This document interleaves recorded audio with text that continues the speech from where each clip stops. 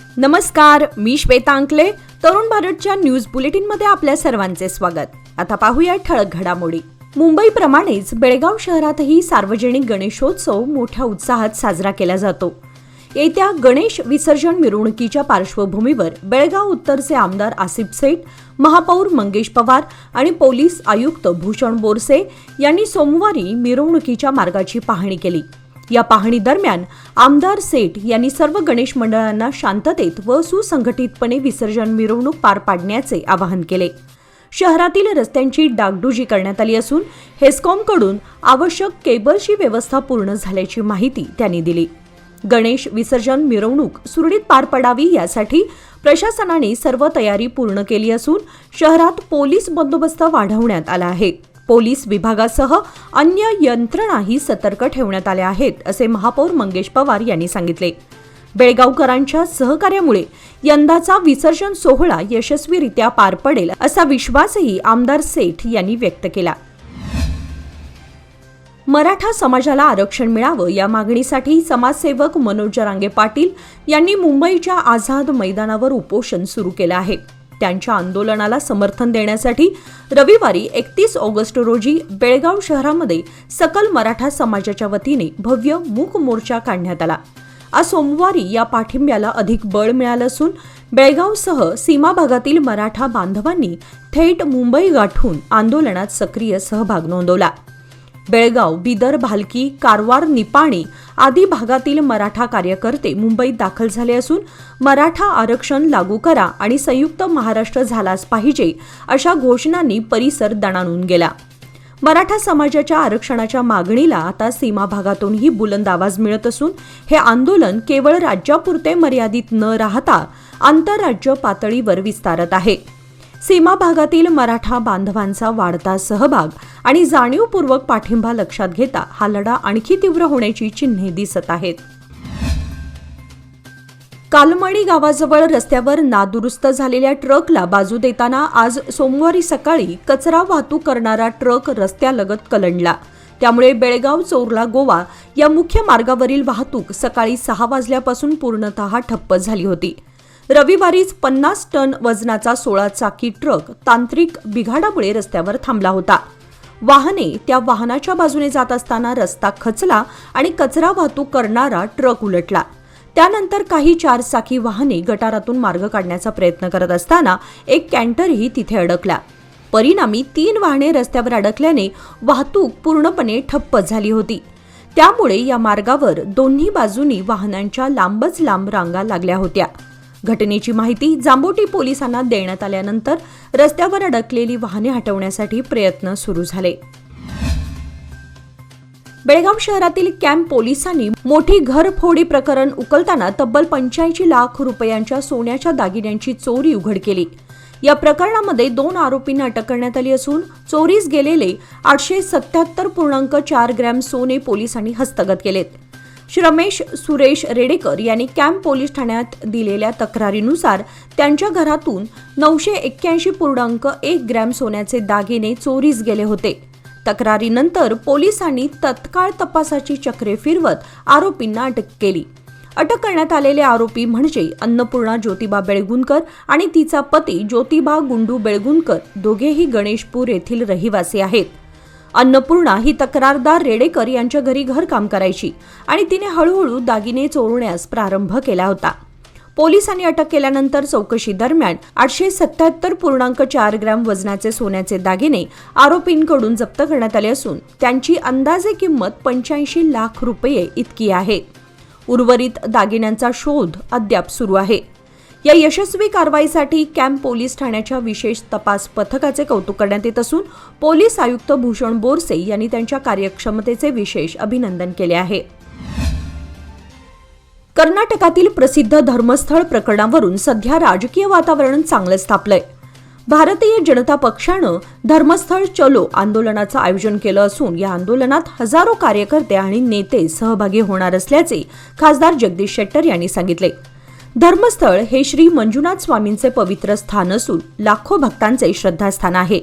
मात्र सध्या या क्षेत्राबद्दल खोटा अपप्रचार आणि अफवा पसरवण्याचं काम सुरू असल्याचा आरोप भाजपने केलाय. काँग्रेसच्या नेतृत्वाखालील सिद्धरामय्या सरकारने एका अनामिक व्यक्तीच्या विधानावर आधारित SIT नेमून धार्मिक स्थळाच्या प्रतिष्ठेवर आघात केला आहे असा आरोप त्यांनी केला आहे.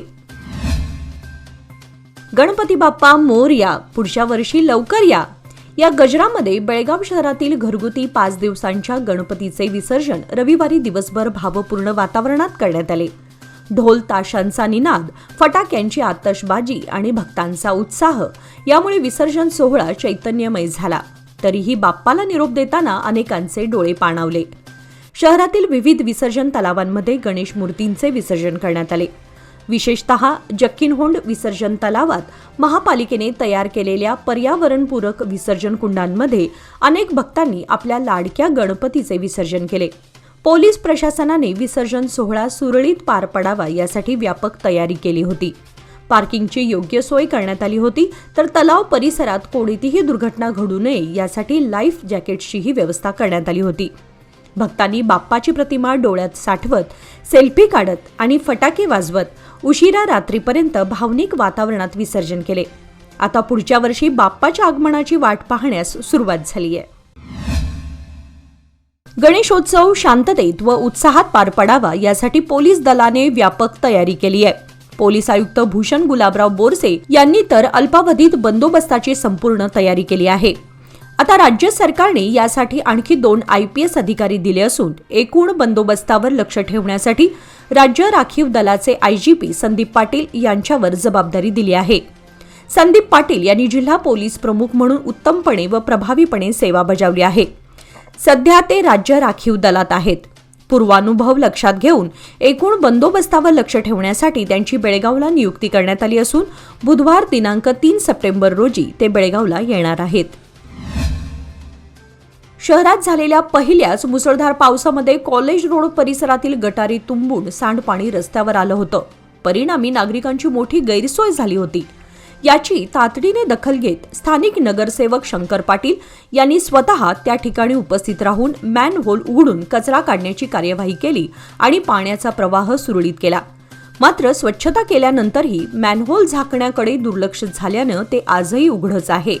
त्यामुळे या रस्त्यावरून ये जा करणाऱ्या पादचाऱ्यांसाठी तसेच वाहन चालकांसाठी देखील गंभीर धोका निर्माण झालाय.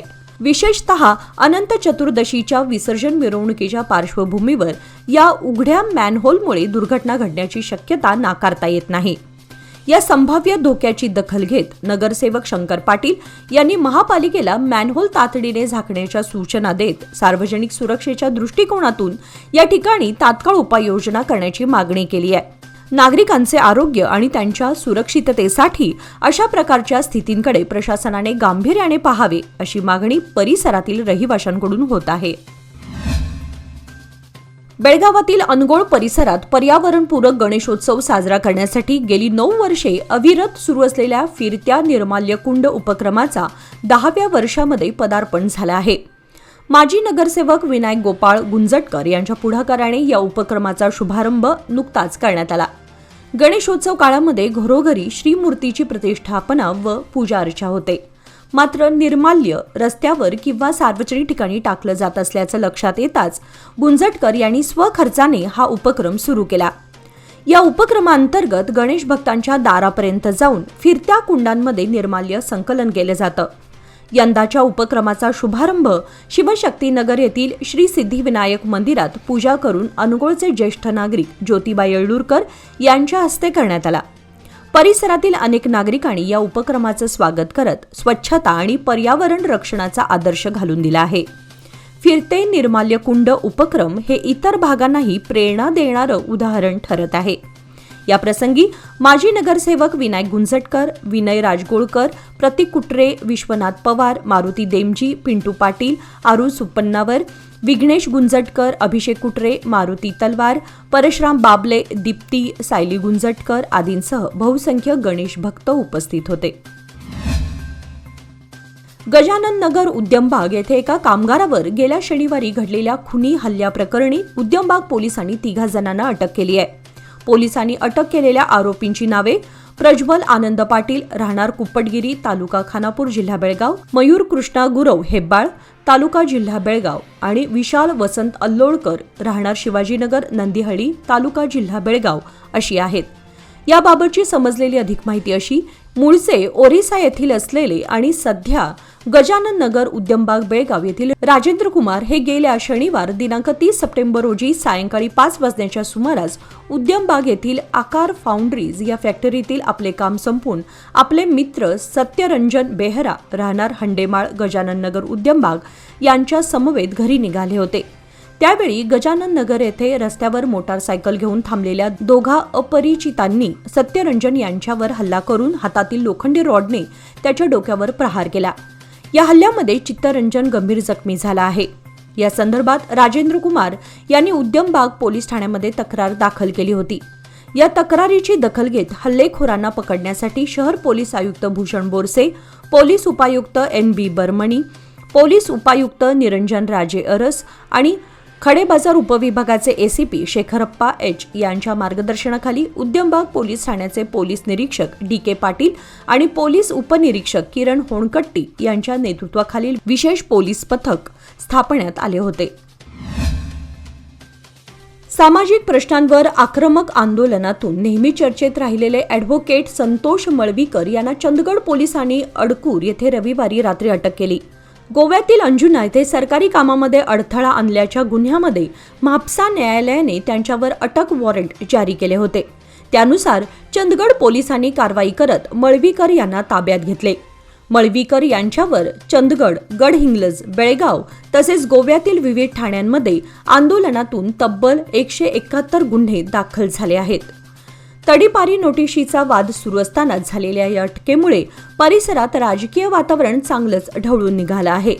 स्थानिक पातळीवर मळवीकर समर्थकांमध्ये असंतोष असून त्यांच्या अटकेमागील कारणांवर उलटसुलट चर्चा रंगल्या आहेत. मात्र बहुतांश गुन्हे हे सामाजिक प्रश्नांवरील लढ्यातून झाल्याचे वास्तव लोक मान्य करतात. येळ्ळूर येथील वॉर्ड क्रमांक 4 मधील चांगलेश्वरी मंदिराच्या दक्षिण बाजूकडील भागाच्या रस्त्याचे काँक्रिटीकरण ग्रामपंचायतीच्या 15व्या वित्त आयोगाच्या योजनेतून पूर्ण करण्यात आले. गेल्या कित्येक दिवसांपासून पाणी साचून नागरिकांची व भाविकांची गैरसोय होत होती. ती गैरसोय वॉर्ड क्रमांक 4चे ग्रामपंचायत सदस्य सतीश पाटील यांच्या विशेष प्रयत्नातून व ग्रामपंचायत PDO पूनम गडगे यांच्या सहकार्यातून पूर्ण करण्यात आले. हे कार्य ग्रामपंचायत सदस्य व त्या भागातील नागरिकांनी स्वतः उभे राहून करून घेतले. सदर रस्त्याचे काँक्रिटीकरण करून गैरसोय कायमस्वरूपी दूर केल्याबद्दल नागरिकातून समाधान व्यक्त होत आहे. यावेळी माजी अध्यक्ष आणि विद्यमान सदस्य ग्रामपंचायत येळ्ळूरचे सतीश पाटील, मनोहर पाटील, पांडुरंग पाटील, आनंद पाटील, सचिन पाटील, शंकर पाटील, बाळकृष्ण पाटील, सचिन पाटील व या भागातील नागरिक मोठ्या संख्येने उपस्थित होते. याचबरोबर आजचे बातमीपत्र इथे संपले. अधिक माहिती आणि ताज्या घडामोडींसाठी पाहत रहा तरुण भारत न्यूज चॅनल. तसेच आमच्या चॅनलला लाईक, शेअर आणि सबस्क्राईब करायला विसरू नका. आणि विश्वासार्ह बातम्यांसाठी दररोज वाचा दैनिक तरुण भारत. धन्यवाद.